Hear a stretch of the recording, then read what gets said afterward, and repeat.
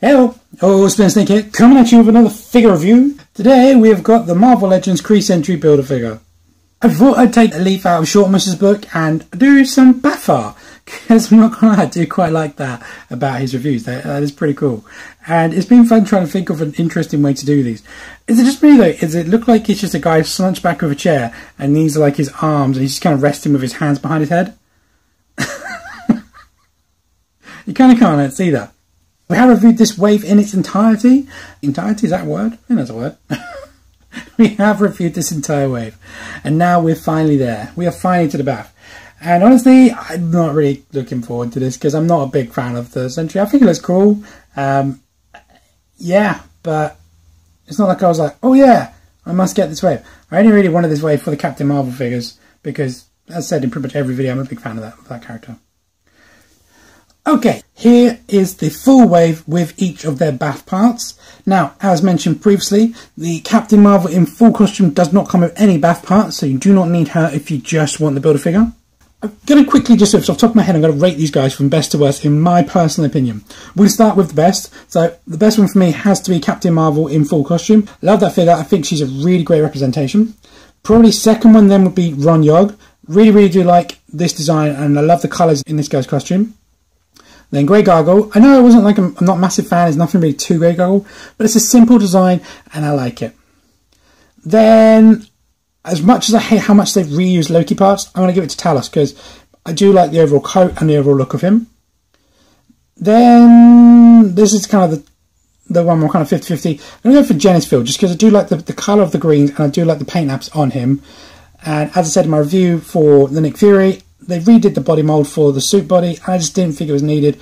But it is still a very solid and decent figure, which makes my least favourite Captain Marvel in the jacket, because just wish this wasn't necessary to get the full Build-A-Figure. That's my real kind of grab a figure. It's a solid figure, and it's not a good figure if you like that look. Just, as I said in my thing, I wish those two were the other way around. So that came in the Build-A-Figure part, that was the exclusive. Okay, so let's get this bad boy assembled. Super excited for this. So we'll start with the legs. So, as JC always says, please ensure that you do have the correct leg on the correct port. I was always weird to say that because, you know, you're going to try and do that anyway, aren't you? You're not just going to grab a leg and go, oh, there. So we've got the right leg here. I'm just curious, does it actually have an R on it? Oh, there. There's an R1. And there's an L1 inside there, in case you were wondering. Oh, that's stiff. Okay, straight away.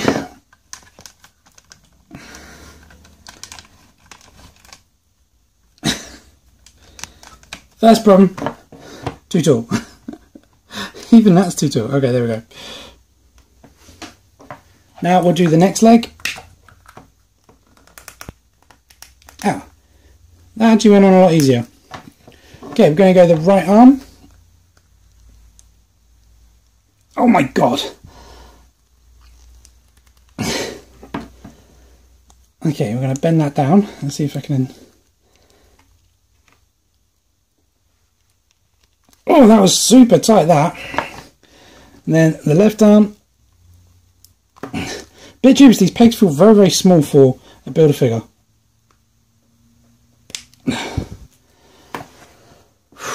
Finally, the head.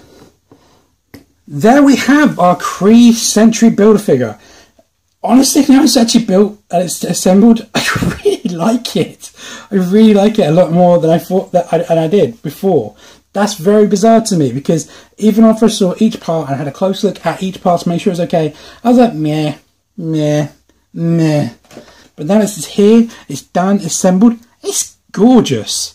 This purple is just absolutely beautiful. It's really lovely metallic purple. And of course you've got the metallic silver on the rest of the body and a little bit of blue and the black for the eyes. That's literally all the paint that I can see on this guy.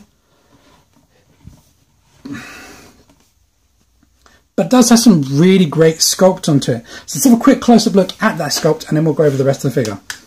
So as you can see from that head sculpt there, it's kind of got like a jagged line going across the face. Let's bring it right up close here.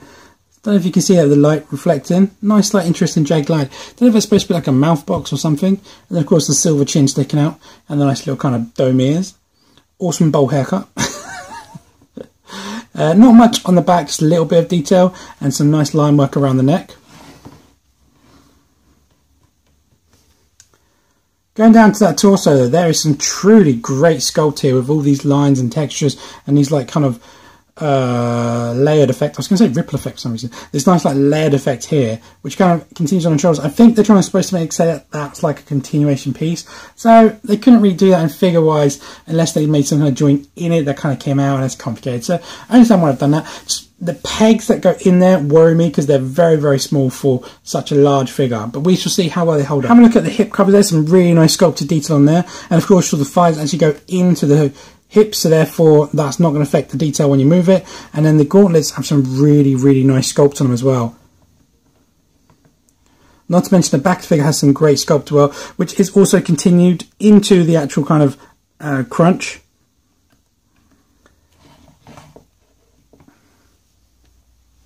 And of course these big honking boots are absolutely awesome, super huge, super chunky, really, really great.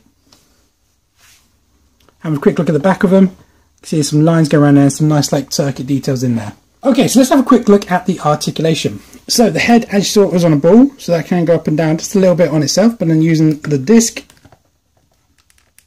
you can look up that much, and down that much. I feel like I can go further back. No, that's it, okay. A little bit of pivot, really not a lot. Can rotate around 360 degrees, no hindrances there. Now, as sure, the shoulders are on a peg that go in, so they can go up this far, and they can go down, but I don't know, they're kind of catching a bit on these layers that I mentioned. See, as it's moving down, this first layer is kind of stopping there, so you have to lift it and push it in to get it to go down all the way. But then you can bring it all the way into the chest, which is pretty good. I'll show you that. So that's pretty nice. I like that you can do that. They can rotate around 360 degrees. Slight hindrance here, this little bit sticking out, but it's not going to affect that much. There's a bicep rotation of 360 degrees. Big biceps, so you are going to have some difficulties. Mine are incredibly stiff.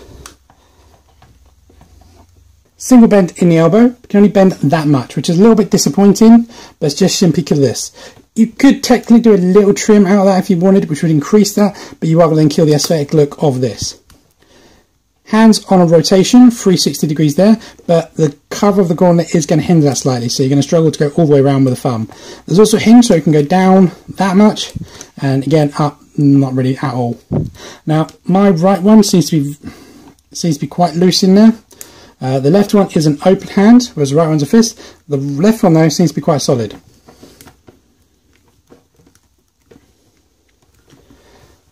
Has a diaphragm joint and can go back that far, can go forward that far, can pivot from there to there, so great range there, and full 360 degrees rotation. Feels a little bit ratchet when you do that. Hips are on a T-cut, so you can do a Spartan with this leg all the way back and this leg all the way forward of that, and do a split kick of that. Upper thigh rotation, which like I said earlier is hidden from this, so that will rotate around full 360 degrees, but I haven't said that. No, it won't. You can go from there to there. I thought that would go all the way around, I apologise. Double bend in the knee, not really hindered at all, which is really good. No boot rotation. Now, the ankle's a bit frustrating. There is plenty in there, but it's all hindered. So there's a massive disc which literally starts from there, goes all around, but you can go from there to there. And it does have an ankle pivot. You can go from there to there. And that's it. So as the late Mr. Glimweb used to say, utilising those ankle pivots, this is the furthest possible splits he could do with both feet firmly on the ground. I know. It's just those ankles do not move. Size comparison. The Kree Sentry goes up to 8.5 inches tall, which is about 21.5 centimetres. Here is the Kree Sentry stood next to Jewel, aka Jessica Jones, as a stand-in for an adult female body, Bucky Cap, Sam Alexander Nova standing for an average teenage male body, Wolverine, Venom for standing for a bulky body, and the super big Colossus. Here he is standing next to Genisville, which is like the only kind of Kree thing I really own. This also uses the Wolf Cap stroke Wonder Man body, so you get an idea what that looks like next to this guy. Okay, so final thoughts. What's my opinion on this figure? Would I recommend it? It's not one I'm actually personally sought after. I wouldn't go, oh wow, yeah, definitely want to get that. But what they've done is very, very cool, and everything they have done is very, very cool. Does look really good and does look like some kind of alien robot. Good job, because that's what it is. But would I recommend him? It's honestly down to your opinion. If you like the Kree, and with everything going on with the new movies, and you want a Kree Sentry, then yeah, this is a great representation of it, and I couldn't recommend it enough. All in all, the figure is solid. It's got great sculpt, great articulation, lacking in paint apps, but I don't know what really they could more do. Maybe just highlight some of the things with some dry brushing, or if someone put some black dry brush on some of those like little parts here, like these vents here, this figure would really pop and look amazing. Speaking of dry brushing, someone actually mentioned on Facebook a really good idea for this, to turn it into a custom Sentinel from the Marvel vs. Capcom games. That would be very, very cool. I'd love to see someone do that, because it wouldn't be that hard. It really wouldn't be that difficult to do. I'm not going to do it, because I've got way too much to do it as it is. But, you know, it would be interesting if someone does do that. If you are watching this and you are going to do that, please do link me and send me some pictures on Facebook about that, because I would love to see that. I'm trying something here, what do you reckon? Looks a bit squiff. Those feet are just so goddamn clunky.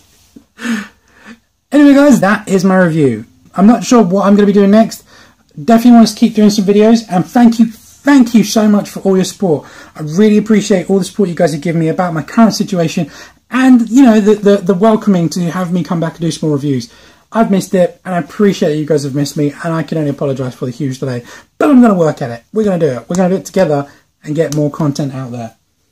So yeah, thanks a lot guys, and I'm going to catch you in my next one. See ya.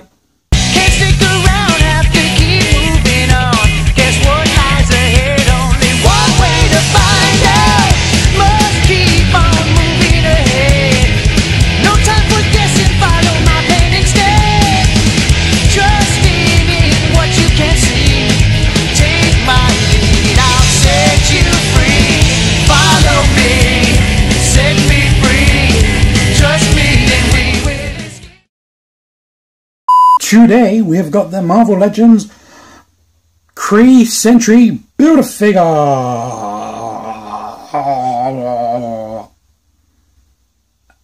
don't really know why I did that.